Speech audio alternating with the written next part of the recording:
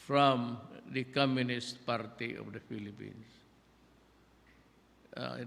Mga anak nila are studying in Europe, London. Some of them are traveling. The latest intelligence report was that a group of them went to Turkey upon the invitation of the government, I think, of Turkey, and some of them have opted to study there. Yan ang hindi alam ng pobreng kawal ng sundalo. And this must be brought to light para malaman nila ang totoo. Talagang malaman nila ang totoo. Para sa ganon, then they would realize kung sino, whom are they fighting for. That's the sad story of the Communist Party of the Philippines. They are now in dwindling because I'd like to congratulate the AFP, PNP for their drive. It's a dwindling ragtag bandits robbing there, killing there for money or for whatever, without any direction or any ideology at all. Yan ang nangyari dyan. And so this communist, madali ito. We can help from all the sectors para itong one nation approach, matatalo natin ang komunista. I have constructed so many condo units. As a matter of fact, you remember the condo units that I built for you in saan yung ninakaw ng mga kadamay? Bulacan. Those were really intended for soldiers. When it was completed, Kadamay, a leftist organization, not even a leftist, a communist organization, took over the building and invited their members to occupy the building. And so there was a raucous, and I knew that it was going to be violent because they were simply not there, squatters. And I said to the soldiers and the policemen, peace officers, bigay na lang ninyo. You know, we cannot get it by force because it would result in a violence. Apparently, the members of this organization are lulled into believing that it is the duty of government to build houses for them in that particular place. Sabi ko sa sundalo, ibigay na lang ninyo para walang gulo. Have a little patience. Anyway, I will build you another condo that would be bigger and more spacious, because the issue also at the time was it was too small for a family to move around. So, ginawaan ko kayo, in Davao you have 1,000 units. It is ready for occupancy for soldiers. But the mayor, si Inday Sara, also built another, almost like a village. It is being constructed now. And she wants to give it to the surrenderies. Ang deal ko sa surrenderies, if you surrender, I will automatically give you a place to stay. Then I will send you to TESDA under Secretary La Peña. You learn the basics of whatever vocational study that you can be master. And after that, for the time being, I will pay you and I will support you with the food sustenance. Yun ang deal ko sa kanila. But surrender everyone. Drop the arms. I cannot seem to, well, uh, surrender without an arms is not good to me because nothing changes the equation up in the mountains. If the firearms are still there and they come down to surrender minus the arms, then nothing has changed in the equation, in the totality. The sum of it is not good. Pero yan ang deal natin sa kanila. But if they choose to fight, I said, I've been criticized by the human rights. What is wrong when I order the policemen and the soldier that if you see them in the mountains carrying arms, shoot them. Shoot them. Do not wait that you are seen or that you have to confront him physically. If you see him carrying a gun in the mountains, that soldier, the NPA, will kill you. So, ang order ko, patayin mo na. And I ran, again, afoul with the human rights. They don't know the dynamics of war. That when a person is there and identify himself with the left or with the communist, and he bears a gun, that means to say that he's ready to fight. And I will not, I would rather have a soldier who is alive than and pay a soldier going out of battle, killing so many, ambush, killing so many government security forces. Yan ang ano ko dyan. Ang second, itong Druga. This, you know, I be patient with me because I'm trying to explain to you. When I ran for the president, you'd notice that I never promised so many things. And I won by about 6 million majority over my next opponent. Why is that? I was in the number 4 in the ratings and suddenly, 2 weeks before, umakyat ako sa 32 and stayed there until election day to win the election. Alam mo, it was part of the messaging, actually. I never say, I will build you infrastructure or something. You need not really banner those things because whether you like it or not, you have to repair the roads. There is an appropriation for money every year, and there is also money for new roads. You need not really crow about these things because it's there. It must be done with or without your promise. What I promise to the people is, one is that I will go after criminality, carjacking,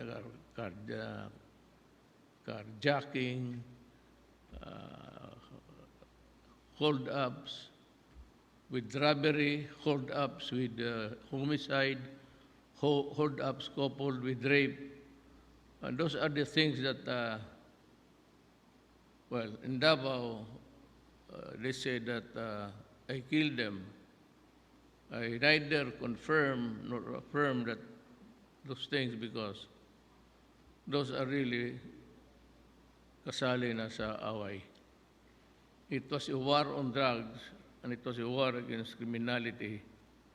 And you do not go there out naked without any something to protect you or to kill your enemy. Yung drugs na yan. Now, you'd be surprised. Today, every night, I have a briefer. yung lahat ba ng pangalan mong napapabilis? Sa 888? It's 888 is the hotline. Anytime that you want to call me, just call 888 and tell me I'd like to talk to the mayor. You give your name. Yan ang hotline. But the PT before, every day we publish the persons arrested for the last 24 hours. Makita mo dyan, almost 1,000 a day of arrested people connected with drugs. And the drugs has continued to be imported, getting inside into our communities and continue to plunder the lives of people and whatever income. You know, remember a family, if the father, mother, 3 daughters or three sons and daughters, pag itong breadwinner ng family, babagsak ito sa droga, the entire family becomes dysfunctional. And there will be quarrels, there will be turmoil in the family. So, invariably, the wife would get out to seek for another environment or a home. But most of the poor, they go to the Middle East. So a family now is without a mother, dysfunctional lalo. And you know what is painful to me is this. These women, the Filipino woman would go to the Middle East to work there as slaves. And in some parts of the Middle East, not all, but if they are deployed outside in the rural areas of the cities in the Middle East, when they work for a family, rape or sexual abuse is part of the territory. And what is painful is that despite this derogation of their person, they lose the dignity and they suffer it. They continue to save. And they save, they go to the Philippines back after staying 5 years, enduring all indignities. Alam mo bakit? How many times have you read in the newspaper about Filipina domestic helpers just running out of the window and falling to the ground? And how many times did you hear during interviews that they are not allowed to sleep more than 4 hours? After cleaning the house of the master, he is ordered to clean the house of his daughter-in-law, the son's wife, and then you have to also, on the extra side, clean the house of the sister or brother. That is why wala silang tulog. That's the reason why they sleep only 4 or 3 hours. So, that is what I said. When they come home, they are off. They're happy and thinking in their minds in coming home that their children have finished schooling or are still studying, when in fact, when she arrives home, I said, there is a distorted family the husband has abandoned the children, and all, the young ones, the women, are forced into prostitution to survive, and the men, well, you know how it is.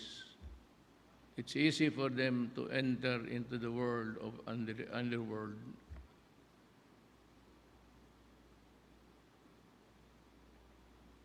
They become criminals.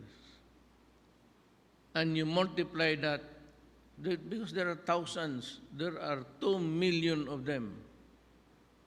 You multiply that into families that are really rendered inutil. Yan ang masakit sa akin. Kaya ako, galit talaga ako sa droga.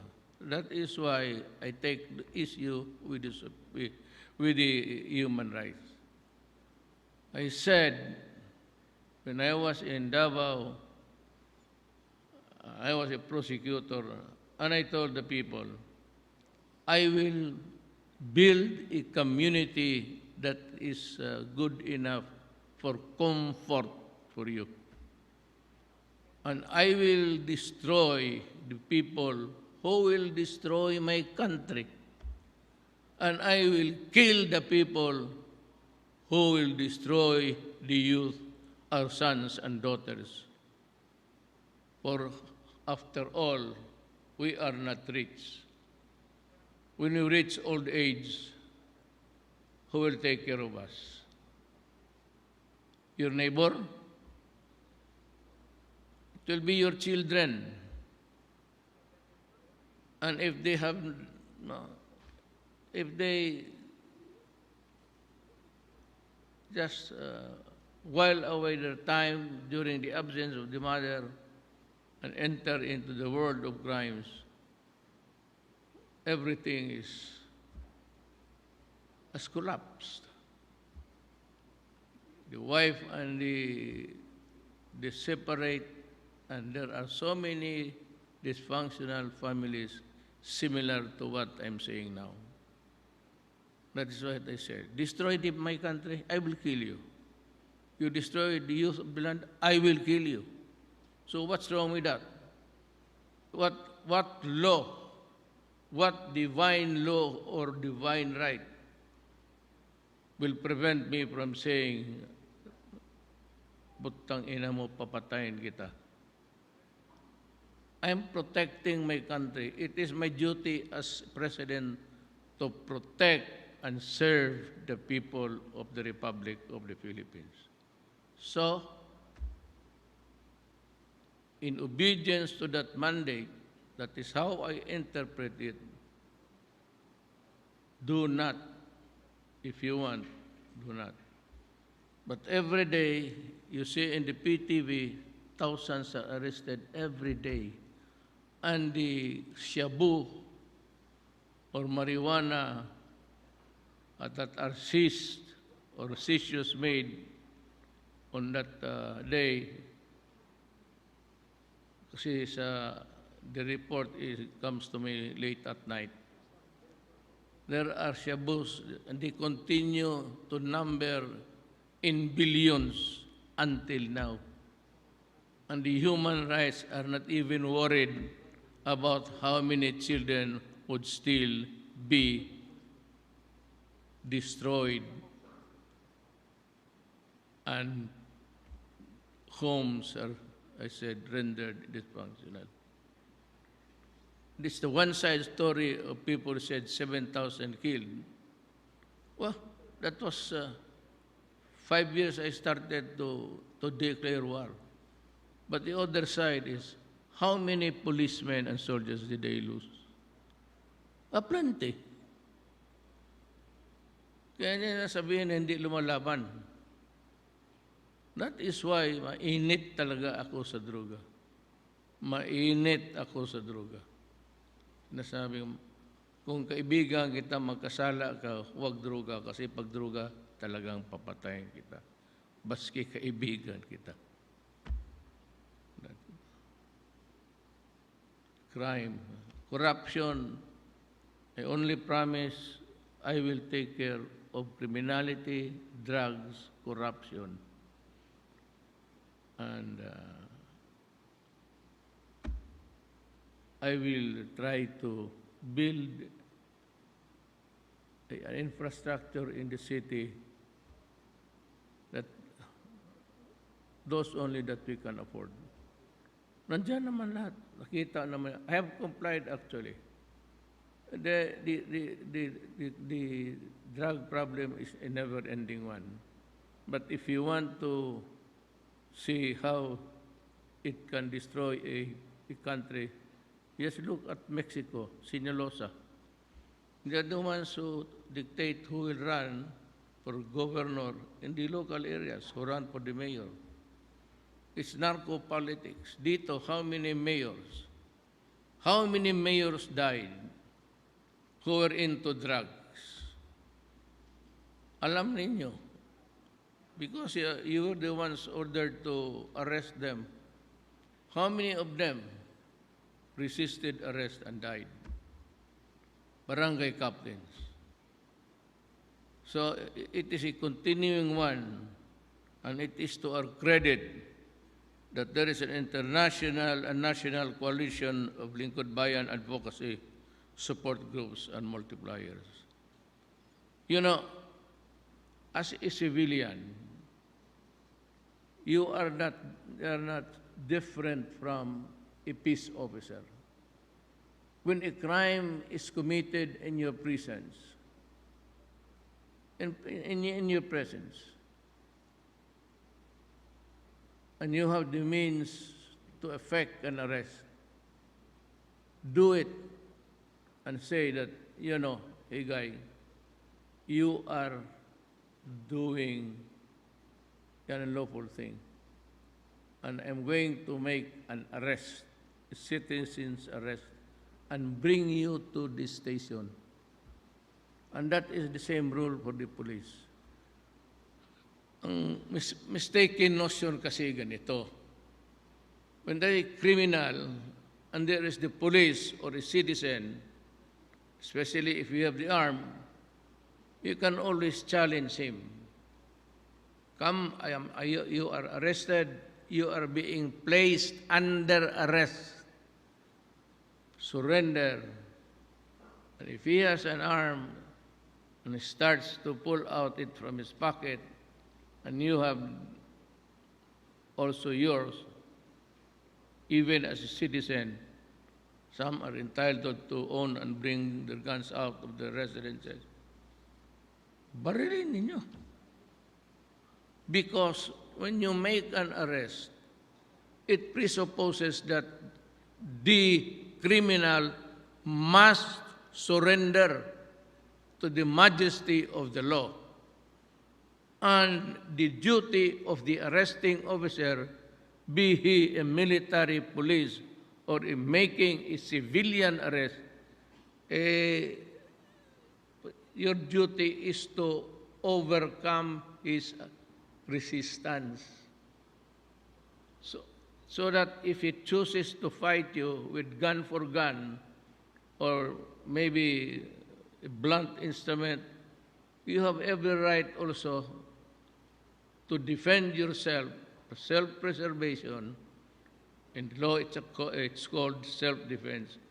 You have to bring him under your control and drag him, dead or alive, to the station.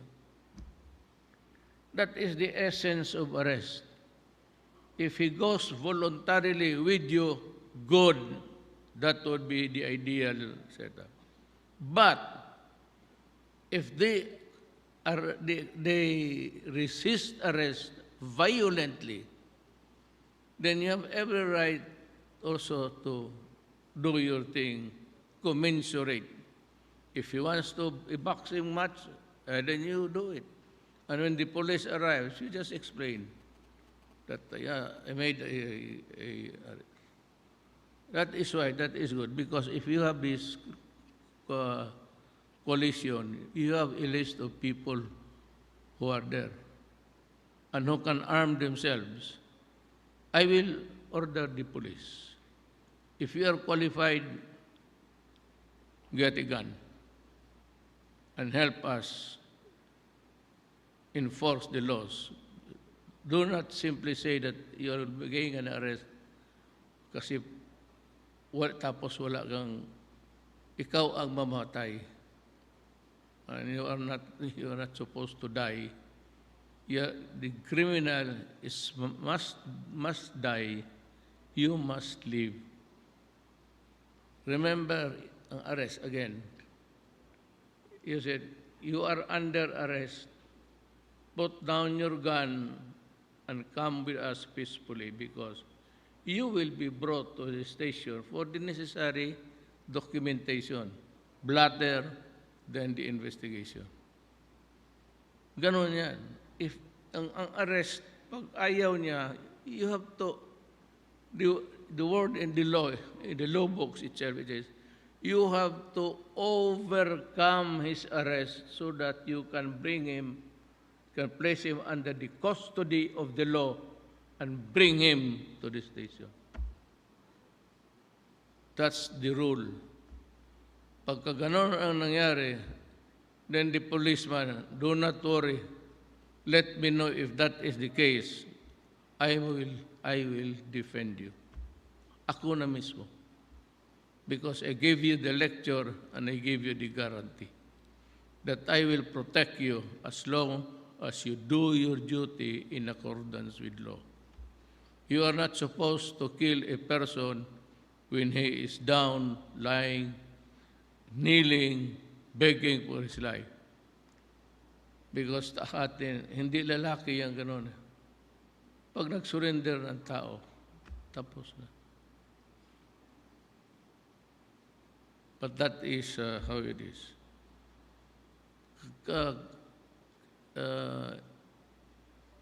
Corruption, any office.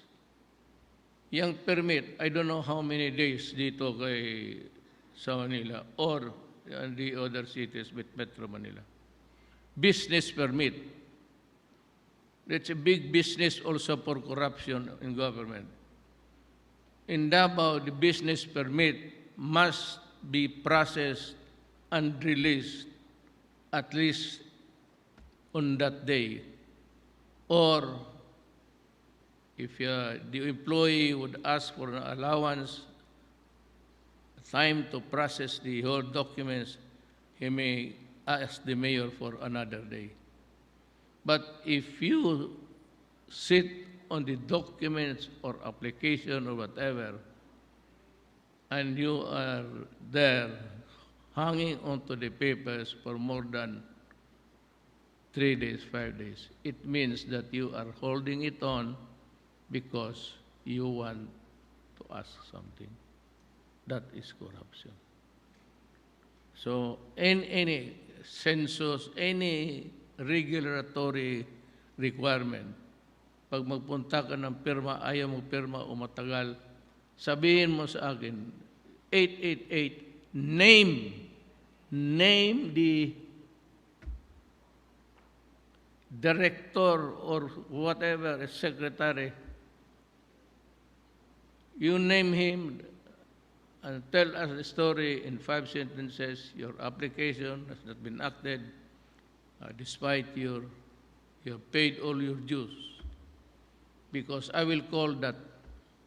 And if you want, I will call that officer of the government and I will call you and meet you together. And if you feel like slapping the idiot, slap him twice or thrice. Ganon yan eh. Ganon ako. Ganon ang ginagawa ko. Pinapasampal ko. Putang ina niya. So that is the corruption. If it's a big one, you know, itong sa Manila Bay na reclamation, thousands have applied. But because of the corruption that I have heard early last year, there's no more processing of papers for hininto ko. And it has cost the big companies lots of money lost for the project, delayed projects. But that's what I said. I told you, do not give money to the people in government. If I know that you have given him even a single centavo, I will throw your application to the waste basket. And I have done that, and I'm doing it every day. Para talaga magtino ito. And I have fired so many people. I do not, sometimes I read their names. But in the customs, I have fired 73. Sa immigration, yung wearing the black, when an incoming passengers, especially foreigner, would face your, ayan, corruption ng ano, yung, sabi nila yung candy, yung pastillas. Those involved in